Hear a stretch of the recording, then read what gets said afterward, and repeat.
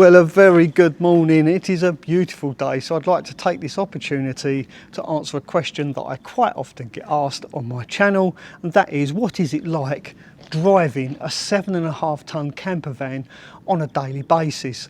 After all, this is my only form of transport and I do use it for my daily commute. I also use it to nip to the shops, and at the weekends it's our perfect getaway vehicle. But it is 7.5 metres long, it's just over 3 metres wide. One of the biggest challenges I find is actually parking it, especially when we nip to the shops. But after driving this on a daily basis for around about 3 months, I think I've got it sussed now. So let's jump in the cab and I'll show you what it's like living and driving a 7.5 ton truck on a daily basis. And it just so happens I do actually need to pop to the shops, so let's go. Here we are, this is my favourite supermarket in the whole of the Cotswolds. This is Lidl's. Come here for the produce so much, it's more for the ease of parking. Parking in this particular Lidl's early in the morning can be quite easy. But at the moment it's the middle of the day and my usual parking spot is taken, unfortunately. But my secondary usual parking spot looks to be free, lucky enough. So let's just nip in there and I'll show you where I park when I come to Lidl's. Usually as far away from the actual supermarket front door as I can possibly get. This allows me to have lots of space when I come because I park as far away from the entrance as possible. Let's just let this person go past and I'll straighten up a little bit. Oh, nice little smile there from someone. That's the other thing, I do get mixed reactions driving this from the general public. I quite often get smiles and sometimes waves. And here we are, this is where I park when I come to Lidl's. Let me show you exactly where I've parked and how easy it is to park this 7.5 ton Mercedes Vario in a Lidl's car park. Yes, you see, somebody else has just parked there and then they're blocking the HGV lorry. Look, he can't get out because someone has parked their 7.5 ton recovery truck right in the way.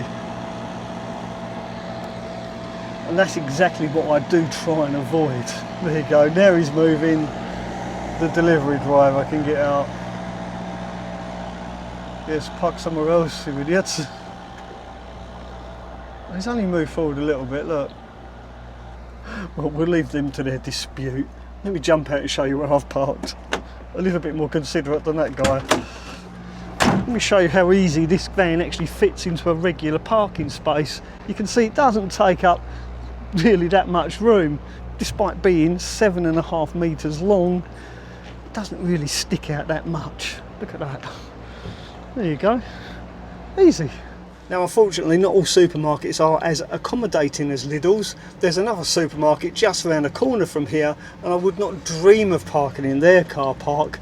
But again, I've come up with a little solution. So I only ever really come here when I want to use the cash machine, and it is pretty much the only place I can park when I want to use a cash machine. Unfortunately, I have to park on these rather dubious double yellow lines, although they do kind of end where the drain is. It's a little bit sketchy. But there's a side entrance to Sainsbury's right here, and the cash machine is literally just by those flowers there. I mean, the car park's empty at the moment, but generally speaking, this car park is definitely out of bounds for the 7.5 ton Mercedes Vario. But it's not a problem, we just have to adapt. We come down this little side alleyway here, and then, hey presto, we can park here. So it's not that big of a deal really. Now, I make no claim to being the world's best driver, and like everyone else, I do occasionally make a mistake. I may cut somebody up or pull out in front of somebody, and I'm very apologetic when this happens. And on this occasion, when I popped into Aldi's car park, I actually thought this was the case. I thought I'd actually cut this guy up. I thought he was going to thump me, but it turns out he was actually a subscriber and a fan of the channel, thankfully. All right. Just want to shake your hand, my friend. I watch your channel, and I just want to say thanks for all the you know, all the stuff you put on there is brilliant. Oh, Pretty right. good. Well, So yeah, I see you around. So, you know, it's good. But yeah, thank you. just want to say thanks. All right. You're welcome. Thank you.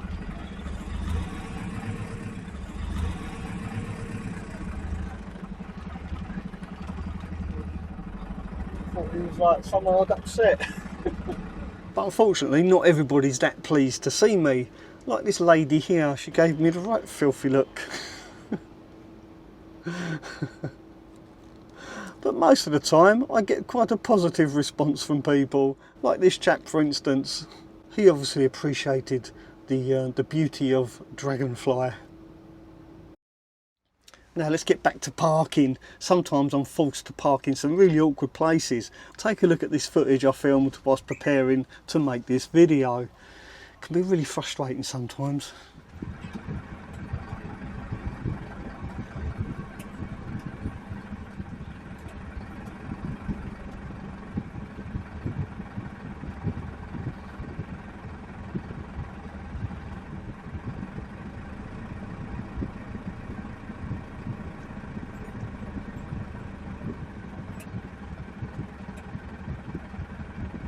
So you can clearly see that if that car had been parked there when I drove into this car park, there's no way I would have manoeuvred where I am parked right now, because these cars are parked up on the curb, which would have meant for me to drive in here and then reverse into there would have been impossible.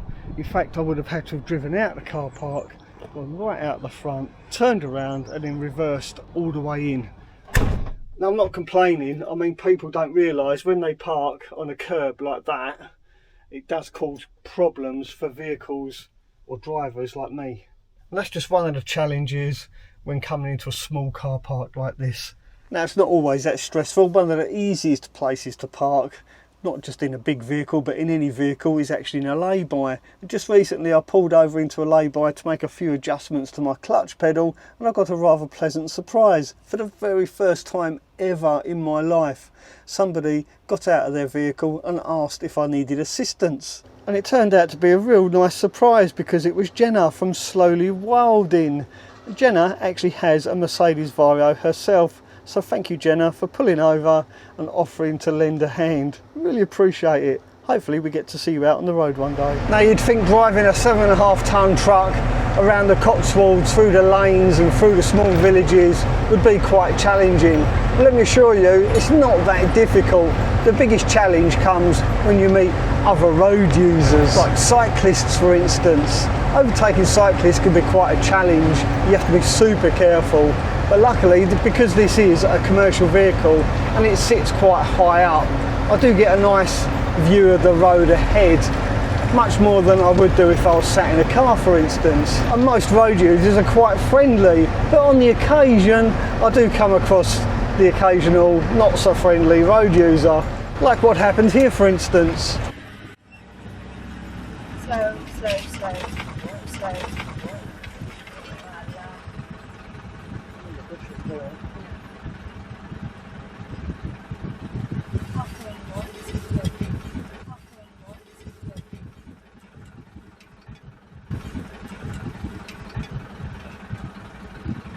Could have waited. Well.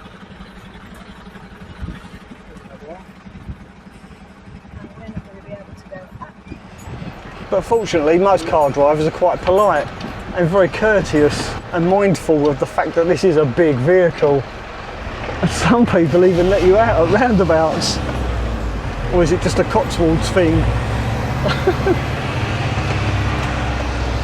Now, unfortunately, that's not always the case. Because I'm a big, slow moving vehicle, some people like to take advantage. Like the guy in the white van coming up. He's supposed to turn left in that lane, but he decides to come up the inside of me, take advantage of the fact that I'm slow, cut in front so that he can actually go straight on or turn right. I think he actually went straight on, but nevertheless, he was in the wrong lane. What a... well, I won't swear. Now, as you could clearly see from that footage, the van just wanted to get in front of me, and that's not an isolated incident either. After all, this is a big, slow-moving vehicle, and if someone's in a rush, they will take unnecessary risks to get in front of you. Like the time a young lad in a little Peugeot overtook me going uphill on a corner as well, and he actually collided with another car. Fortunately, nobody was seriously hurt, but unfortunately, I didn't have a dash cam fitted at the time. So I'd like to take this opportunity to say thank you to VIOFO for sending me this dash cam to try out. And all of the footage of me driving in today's video has been filmed using the A329 VIOFO dash cam. And I have to say, I'm really impressed with this little camera. The footage is crystal clear. The sound quality is usable, it's okay. But the best thing for me about this dash cam is its ease of use. So I can transfer files from this dash cam to my laptop really simply by removing the SD card out of the side, taking that SD card, plugging it into my laptop and transferring the files directly from the SD card to my laptop. Other dash cams I've used in the past, I've had to download an app on my phone, take the footage from the dash cam to my phone and then transfer those files to my laptop, making it a real faff. But with the VIOFO A329, it really is a simple case of taking the SD card out, just like I would in any of my cameras, plugging it into my laptop and transferring those files, making it so much easier for me to make these type of videos. Actually, I've really enjoyed making this video, all thanks to the VIOFO A329 dash cam. And for that reason, I will leave a link in the description of this video taking you to VIOFO's website purely for your convenience. If you are in the market for a dash cam, I would highly recommend considering the VIOFO A329 purely because of its ease of use. Now, with all that said and done, dash cams aren't only there for those unwanted incidents, you can also capture those precious moments, like the time I picked up my daughter from the train station. And at the time I didn't even realise that the camera would still be recording because it was in park mode. And that's the other great thing about this dash cam, even when you've turned the engine off, it continues to record footage. I was quite pleasantly surprised when I came across this clip. And here's another clip that I caught using the VIOFO dash cam. Someone actually dropped their phone in the middle of the road. And because this van is so big, I managed to block the road, jump out, pick up the phone, take it home with me in the hope that the owner of the phone would phone his phone, or get a friend to phone his phone, I should say.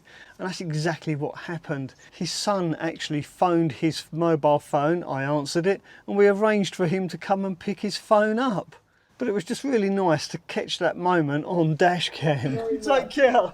And I really am that impressed with the VIOFO A329 dash cam that I'm going to go ahead and order one for my Volkswagen T4 camper van that I'm currently working on.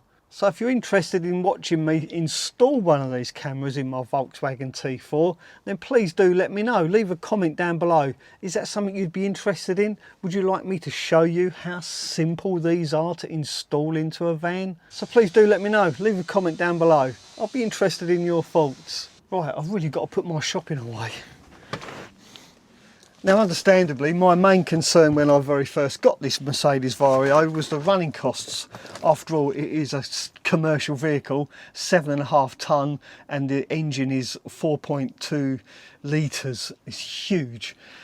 So I was concerned that it was going to cost an absolute fortune to drive this every day. But it turns out, surprisingly, that I use pretty much the same amount of fuel driving this as I did my Sprinter.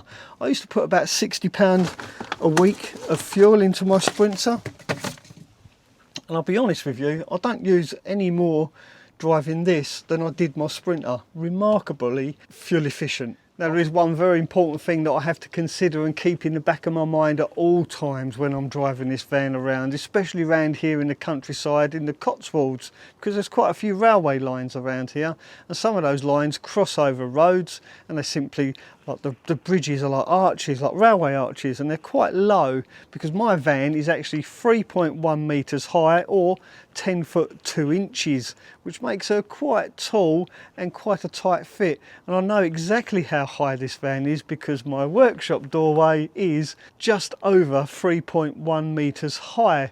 think it's about 10 foot 3 inches, which means I have about this much height clearance.